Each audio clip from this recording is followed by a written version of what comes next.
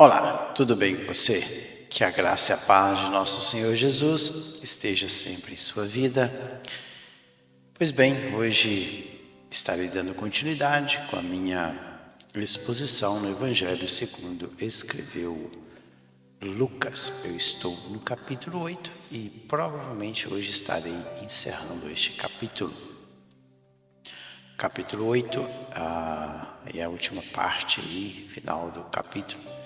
Vai falar sobre a filha de Jairo. Vamos lá. Lembrando que eu tenho uma playlist de todos os vídeos deste evangelho. Eu já fiz mais de 20 vídeos deste evangelho e eu vou deixar no card acima a playlist dos demais.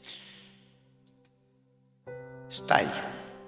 Milagres de cura, mas o texto vai dizer a respeito da cura ou da ressurreição da filha de Jairo. O texto diz assim: ao regressar Jesus, a multidão o recebeu com alegria, porque todos o estavam esperando. Lembrando que Jesus esteve anteriormente do outro lado do Mar da Galileia, na região de Gadara, ou na região dos Gerasenos, ou dos Gadarenos ali, Decápolis. E agora Jesus ele regressa para o outro lado, o lado oeste. E a multidão estava esperando com alegria. Eis que veio um homem chamado Jairo, que era chefe da sinagoga, e, prostrando-se aos pés de Jesus, lhe suplicou que chegasse até a sua casa, pois tinha uma filha única de uns 12 anos que estava à morte. Enquanto ele ia, as multidões o apertavam. Então está aí. Primeiro, Jesus chega, regressa para o lado oeste de Israel, ali da região de Cafarnaum, e assim que ele desce do barco, este homem chamado Jairo, que é Iair é um nome de origem hebraica, aquele que Deus ilumina. Ele era chefe da sinagoga e provavelmente próximo à margem ocidental do Mar da Galileia. Diz que ele era chefe. Arhon era o líder. Arhon, termo grego, líder da sinagogue. Diz que ele prostra. Aí o termo grego prostrar é pipito, ou seja, ele caiu aos pés de Jesus e ele suplica, paracaléu, chamar, ele convoca Jesus que fosse até a sua casa. Qual que era o problema dele? É que ele tinha uma única filha. Então, esse homem tinha uma filha de uns 12 anos, um adolescente, e estava à morte, apotinesco. É interessante que apotinesco dá a ideia de morrer, de morte natural do ser humano.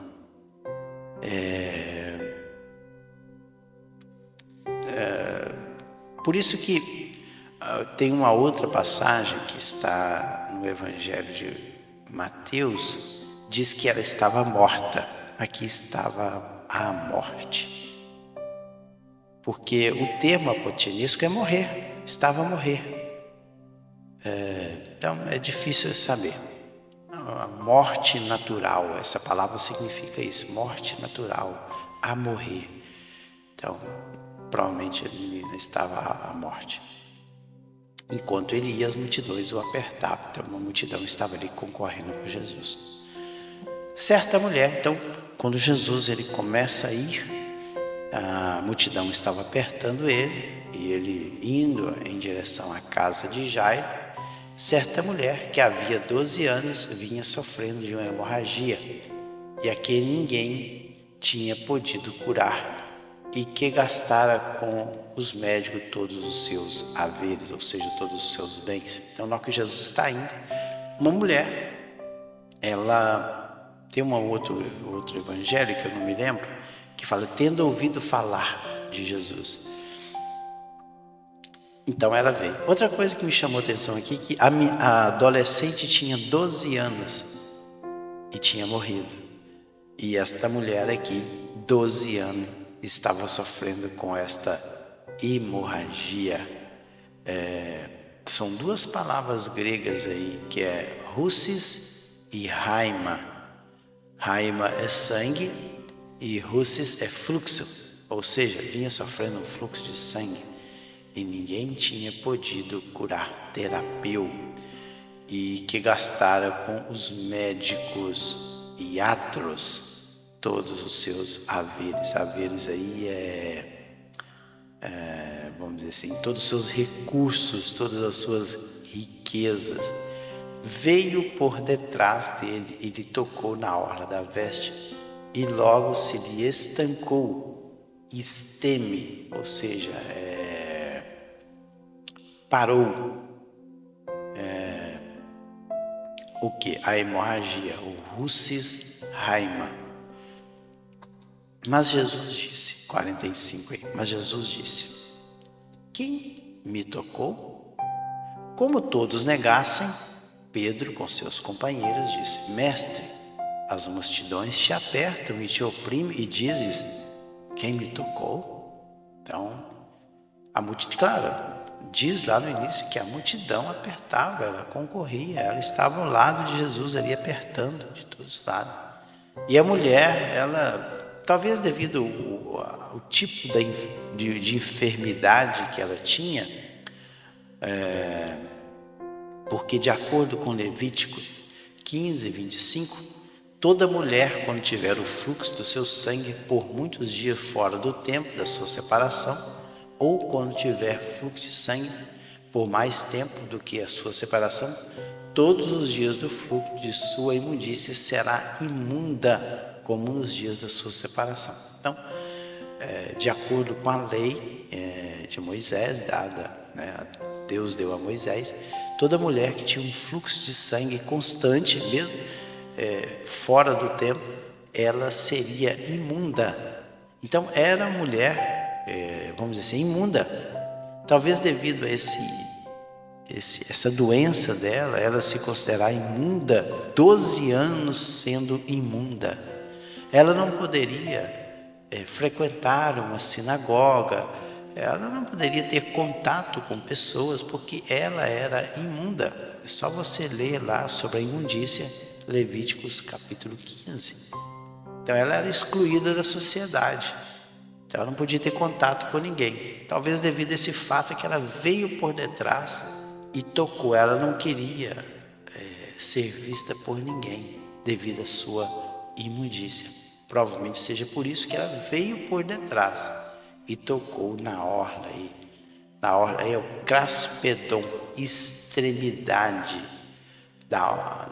das vestes. Da veste é o rimachon.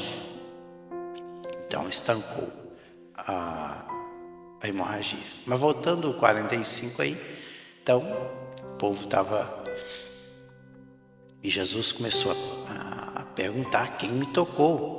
E ele insistiu. E o Pedro, juntamente com os seus, disse, Senhor, a multidão te aperta, e o Senhor ainda pergunta quem tocou? Contudo, Jesus insistiu. Ele continuou. Mesmo Pedro e os demais discípulos fazendo essa alegação, ele continuou insistindo. Alguém me tocou, porque senti que de mim saiu poder, ou virtude, algumas traduções, dunamis, saiu força, poder para curar.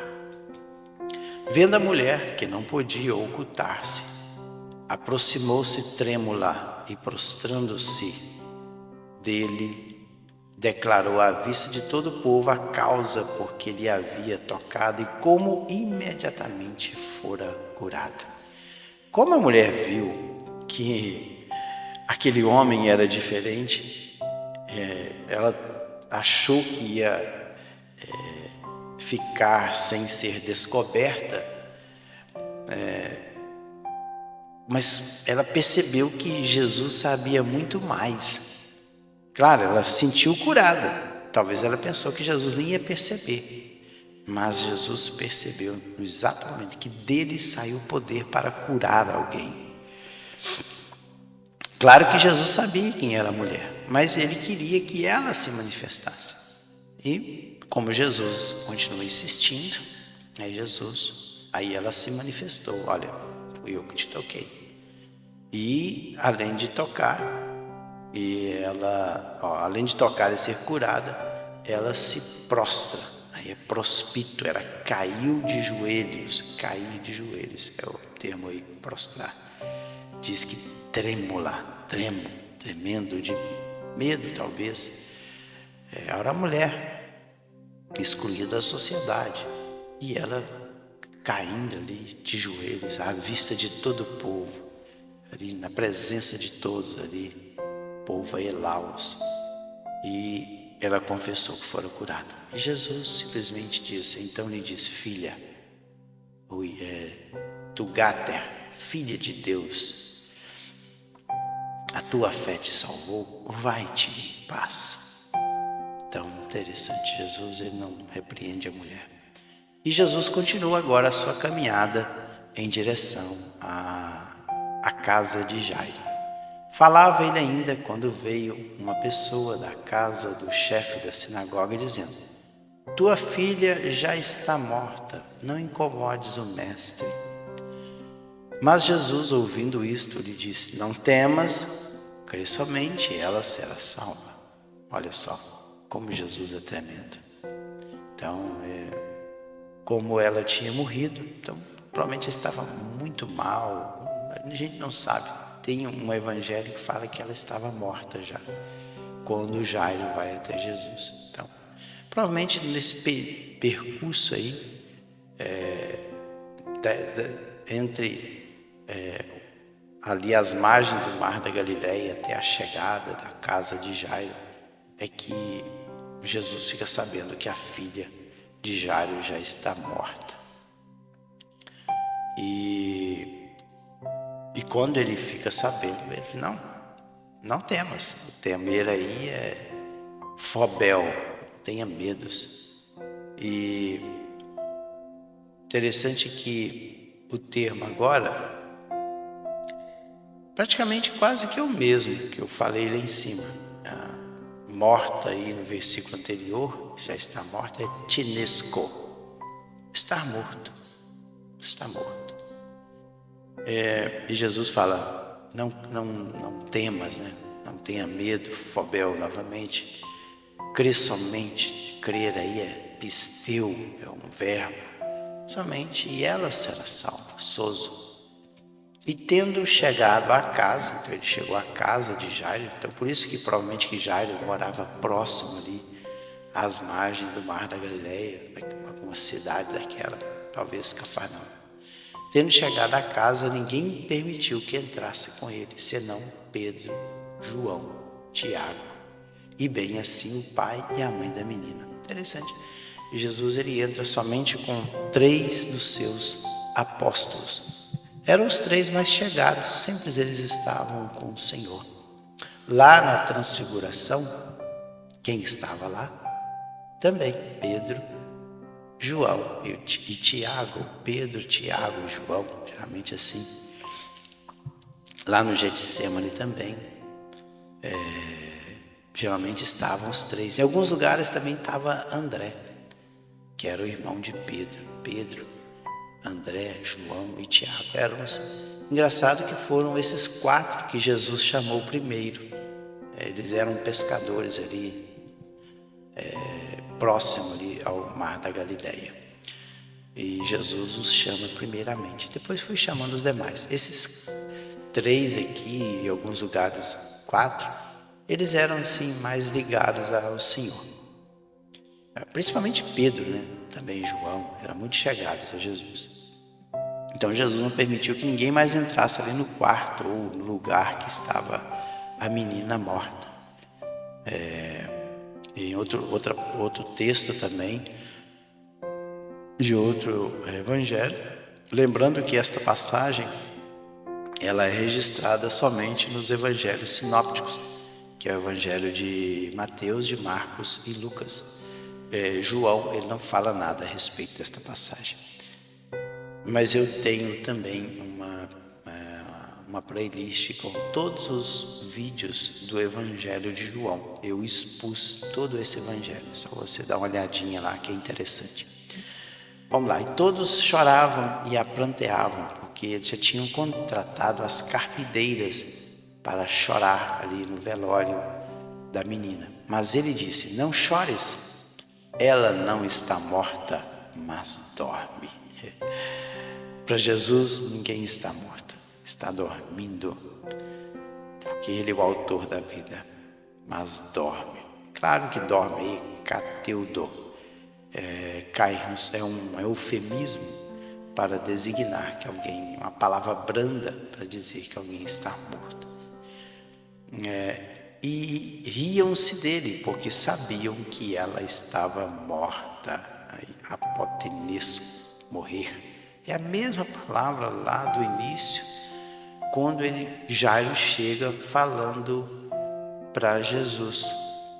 Então, por isso que talvez aquele homem que veio dizendo assim, como o Jairo estava demorando, porque igual como eu já disse, tem uma tradução que diz que ela estava morta, e Jairo foi lá, pediu para que Jesus fizesse algo com a sua filha. Talvez aqui o fato é o seguinte: como Jesus ele atrasou, ele estava vindo, mas ele parou, e o enterro ali em Israel a coisa é muito rápida. Morreu, enterra logo. Não é igual no Brasil, que eles fazem um velório de 24 horas, fica ao redor do corpo da pessoa velando. Lá não.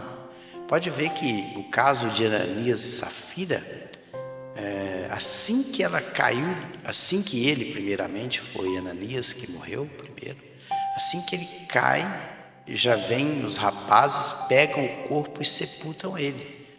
Passado alguns minutos ou algumas horas, chega Safira, que é a mulher, e automaticamente ela também fala a mesma coisa, cai morta. E os mesmos que sepultaram, Pedro fala: olha, está aí à porta aqueles que sepultaram teu marido. E ela caiu ali, expirou, e eles sepultam ela também. Então, eles não tinham esse costume de ficar planteando as pessoas por horas. Não, morreu, contratava as carpideiras e já saiu com o corpo para ser sepultado. Até porque quem tocasse um cadáver seria imundo, então eles evitavam. Talvez por isso que esse homem chega aí, não importune mais o mestre, a menina está morta.